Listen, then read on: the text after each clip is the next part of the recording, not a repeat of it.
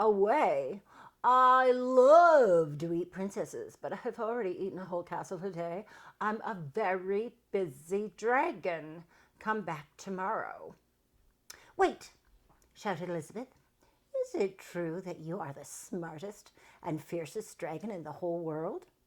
"Yes," said the dragon. "Is it true," said Elizabeth, "that you can burn up 10 forests with your fiery breath?" "Oh, yes," said the dragon, and he took a huge, deep breath and breathed out so much fire that he burnt up 40 forests. "Fantastic," said Elizabeth, and the dragon took another huge breath and breathed out so much fire that he burnt up 100 forests. "Magnificent," said Elizabeth, and the dragon took out another huge breath, but this time nothing came out. The dragon didn't even have enough fire left to cook a meatball. Elizabeth said, "Dragon, is it true that you can fly around the world in just 10 seconds?" "Why, yes," said the dragon, and he jumped up and flew all the way around the world in just 10 seconds. He was very tired when he got back, but Elizabeth shouted, "Fantastic! Do it again!" So the dragon jumped up and flew around the whole world in just 20 seconds. When he got back, he was too tired to talk, and he lay down and went straight to sleep. Elizabeth whispered very softly, "Hey, dragon." The dragon didn't move at all. She lifted up the dragon's ear and put her head right inside. She shouted as loud as she could, "Hey, dragon!" And the dragon was so tired he didn't even move. Elizabeth walked right over the dragon and opened the door to the cave. There was Prince Ronald. He looked at her and said, "Elizabeth, you are a mess. You smell like ashes and your hair's all tangled and you're wearing a dirty old paper bag. Come back when you're dressed like a real princess." "Ronald," said Elizabeth, "your clothes are really pretty and your hair is very neat. You look like a real prince, but you are a bum." And they didn't get married after all. Marla, our next book is Corduroy by Dawn Freeman.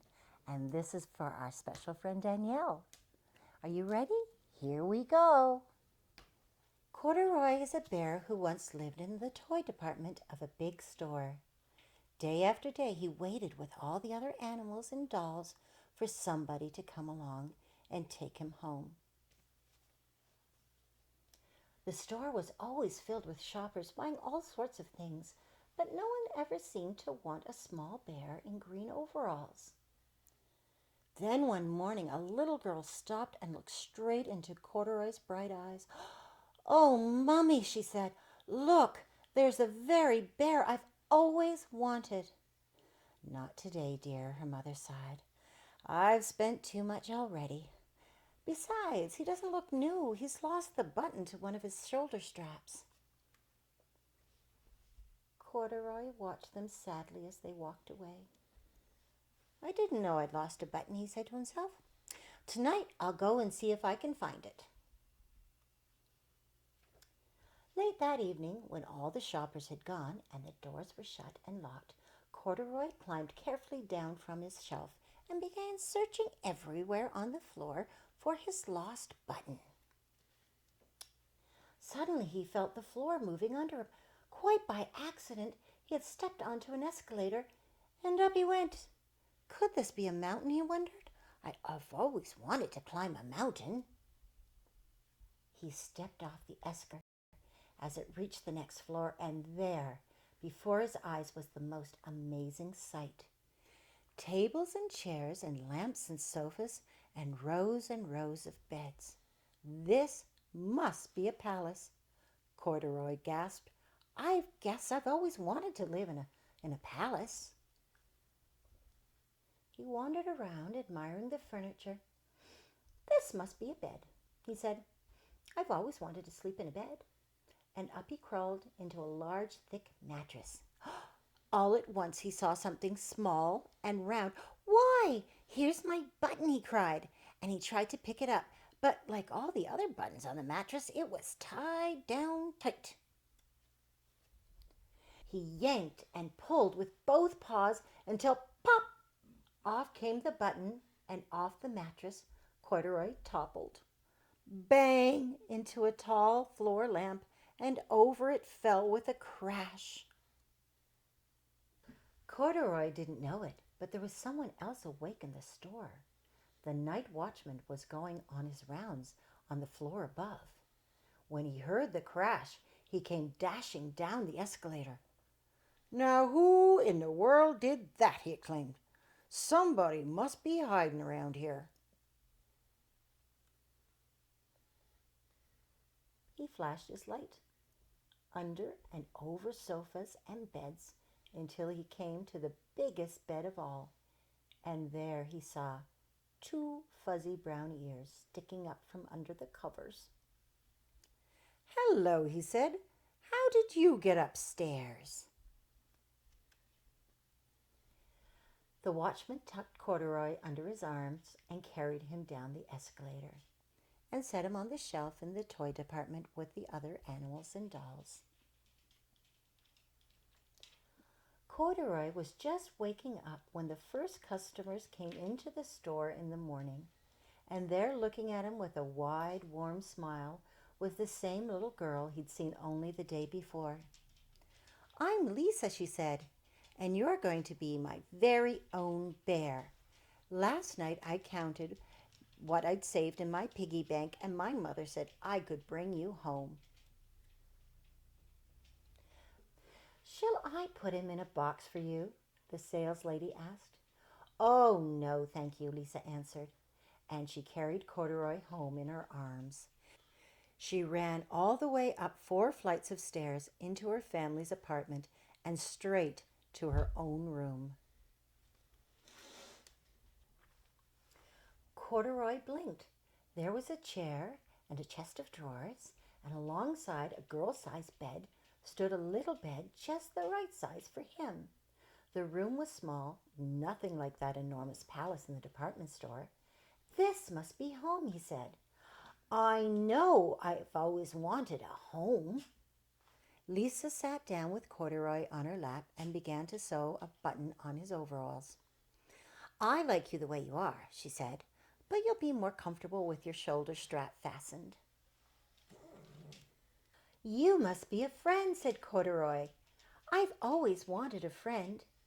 "Me too," said Lisa, and gave him a big hug. The next book we're reading is one of my all-time favorite books.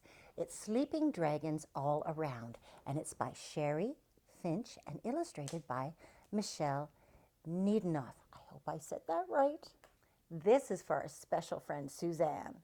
Here we go. Sleeping dragons all around. Shh, shh. There are sleeping dragons all around. So I must tiptoe, tiptoe softly as I pass. When there are sleeping dragons all around, I must be quiet. I must not make one sound. The dragons are asleep, but I'm awake. I've got to get downstairs for some mocha maple chocolate cake. So shh, shh, tiptoe, tiptoe, here I go. Over there on a quilt of saffron and silk lies Priscilla in pink pantaloons. Priscilla prefers marabou furs, and her earrings are blue balloons. Priscilla's the queen of the movie star scene. Asleep she appears most gentle, but I've heard it said that when not in bed she's extremely temperamental. So I must tiptoe, tiptoe softly as I pass. Fagin the dragon's a hideous sight. His scales are gold, they glitter at night. He has spiked his hair and dyed it green. He shrank his shirt in the washing machine. What is most bizarre is the silver star that Fagin wears through his nose. Fagin smells like onions and sleeps here when it snows. And so, plug my nose, here it goes. I must tiptoe, tiptoe softly as I pass. In our tub sleeps Beelzebub, surrounded by suds and soap. With a snorkel on her snout, she breathes through a periscope. Beelzebub blows blue bubbles as she dreams away her troubles. Sometimes she leaves puddles on the bathroom floor. If Beelzebub get out of her tub, I'll get wet, I bet. So I must tiptoe, tiptoe softly as I pass. Glump is simply a dimplish, limpish, balloon belly, a slumpish lump, a wimp of a dragon with his tail zigzagging around the room, his chin hugging along the floor with hiccups like nobody's heard before. The whole floor shakes, but Glump never wakes, I hope. So I must tiptoe, tiptoe, softly as I pass. Over there, by the stair, sleeps the dragon Pythagoras, a dragon of dreadly precision. His obsession is mathematics. He's unusually adept at division. The dragon Pythagoras counts in his sleep. I strongly suspect that he tabulates sheep. The dragon Pythagoras drutters away until night has melted into day. Numbers, numbers, infinitesimal. I love numbers, especially decimals. And so, with a 1 and a 2 and a 3, I must tiptoe, tiptoe softly as I pass. Ching Chong hangs upside down in his majestical, ancestral, pure silk gown, crimson, amethyst, silver, and gold. He is 1,002 and a half years old. Ching Chong sings of dragonish things. Where is the butter in a butterfly's wings? Ching Chong snores through his ancient nose. The fire he breathes might burn my toes.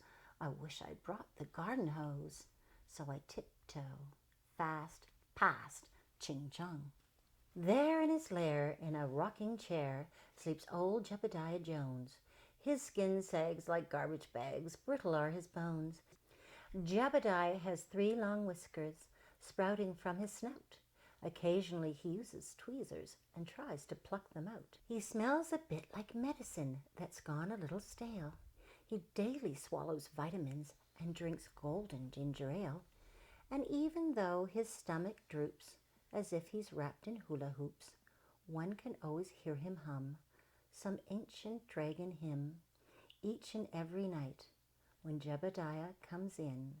So I must tiptoe, tiptoe softly as I pass. Stretched out flat on my trampoline is that muscular dragon, Miss Lindy Lean. She teaches aerobics at the YDCA. She works out with weights at least 4 times a day. Her sneakers are gargantuan, and so is her jogging suit. She maintains a health food diet of salad and yogurt and fruit. Miss Lindy Lean is incredibly keen. Her muscles are mountains, it seems. I think she's even doing push-ups in her dreams.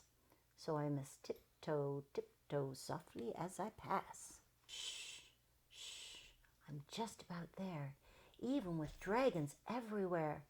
Oh no, I stubbed my toe. I said, ow! And now the sleeping dragons are awake, thundering, blundering, closer and closer. Oh no! They're growling and grumbling, they're crunching and munching my mocha maple chocolate cake. You bold and brutish Bernstein-bellied beasts, you brash bunch of bedraggled dragons, you gobblers, you thieves, you... I place my finger on each snout, command them with my loudest shout. Dragons dread, go back to bed. I blink, they shrink, then slink away. Tiptoe, tiptoe, off they go, with their heads hanging low, dragon teardrops in their eyes.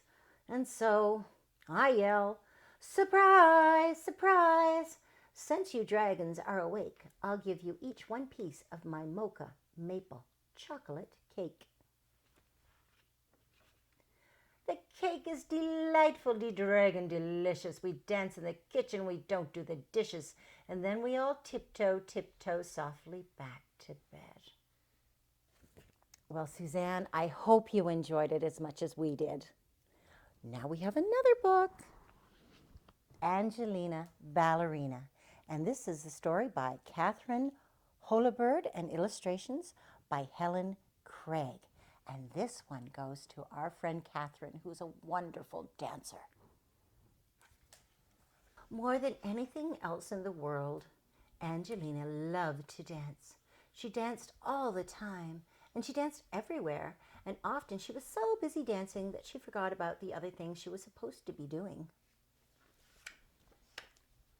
Angelina's mother was always calling to her, "Angelina, it's time to tidy up your room now," or "Please get ready for school now, Angelina." But Angelina never wanted to go to school. She never wanted to do anything but dance. One night, Angelina even danced in her dreams, and when she woke up in the morning, she knew that she was going to be a real ballerina someday. When Mrs. Mouseling called Angelina for breakfast, Angelina was standing on her bed doing curtsies.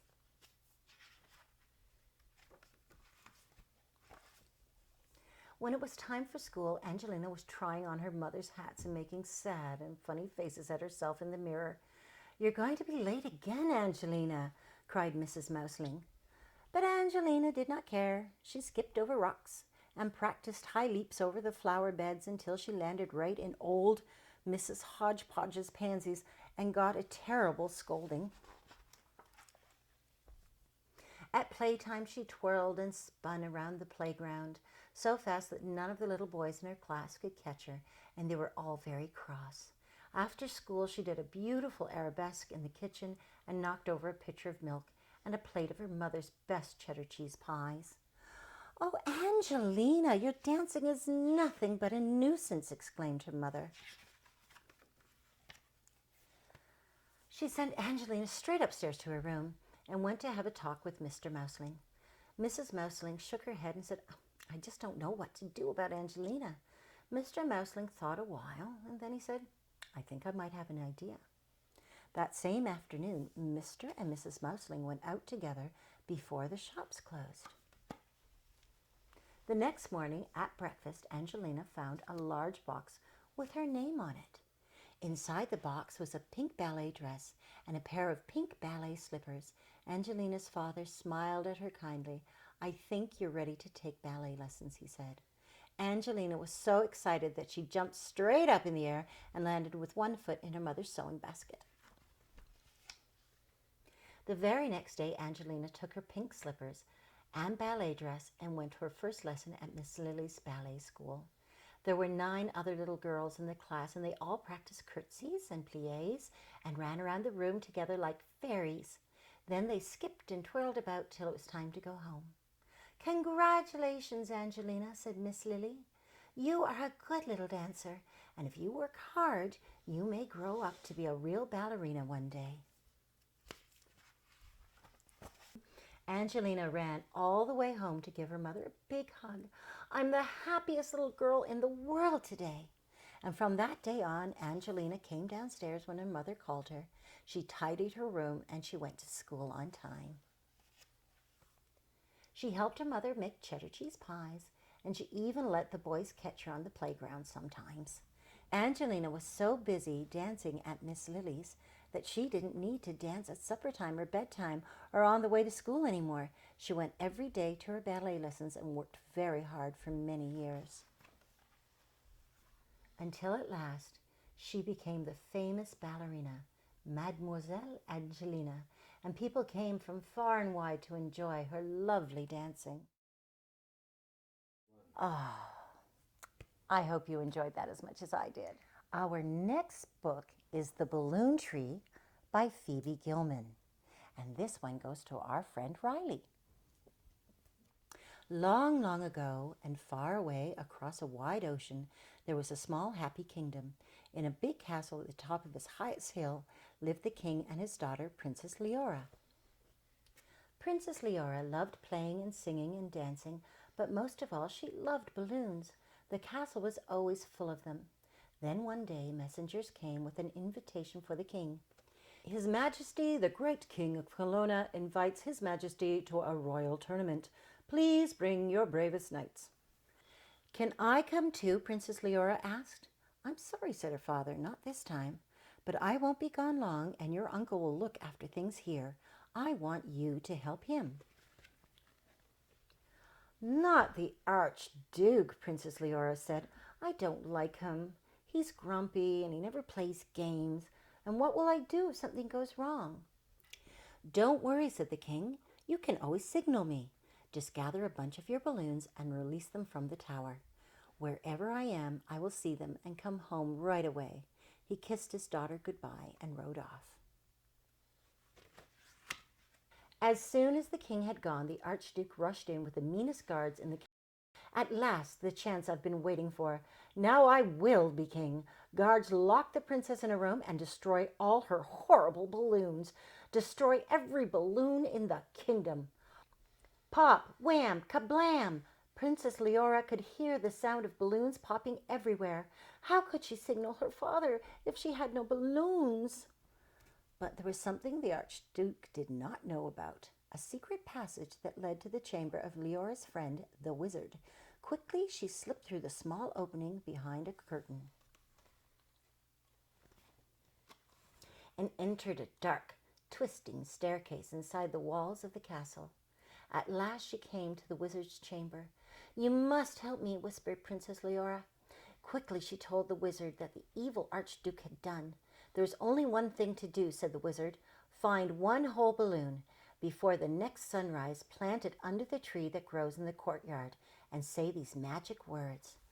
Moon balloon, tickle the tree. 4 balloons, more balloons, blossom for me."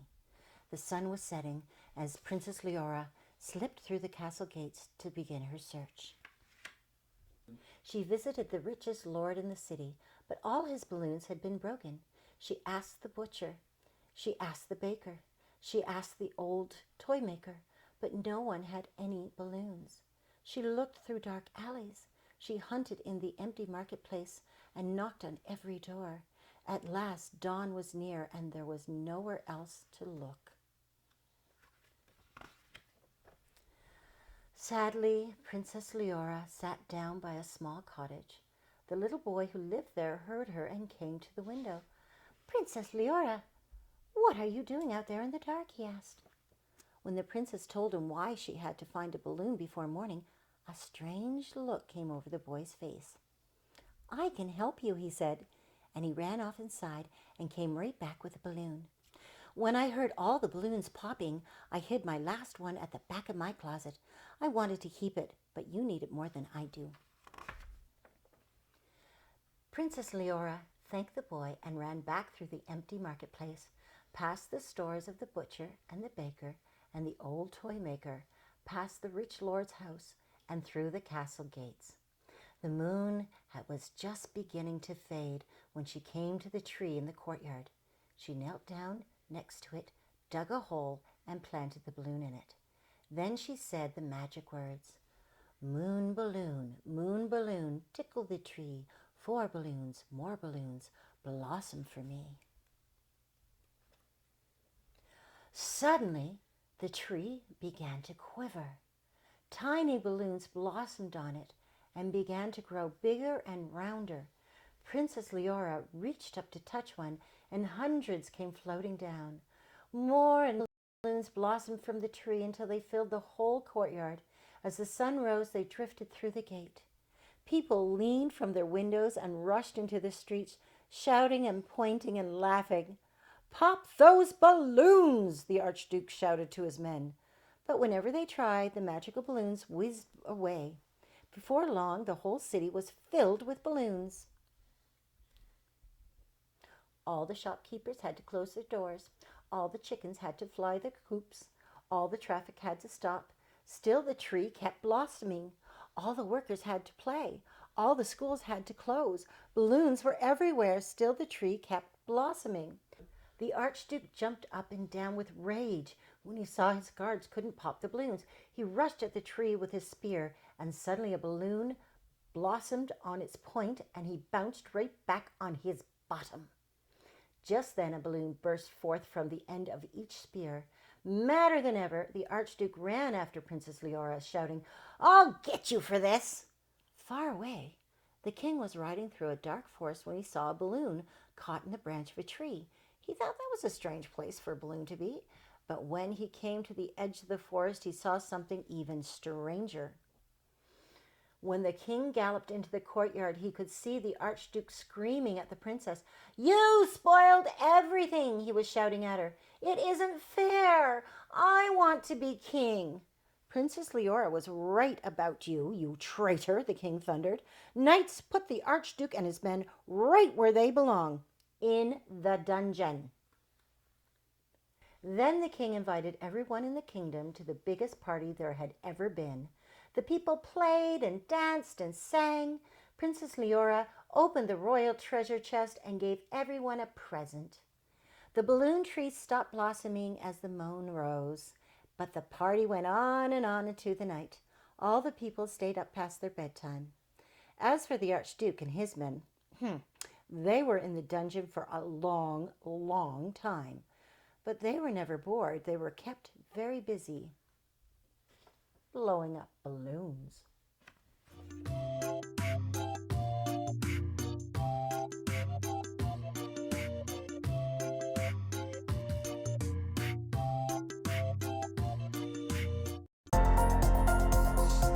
The following program is brought to you by Rogers Anyplace TV. Enjoy exclusive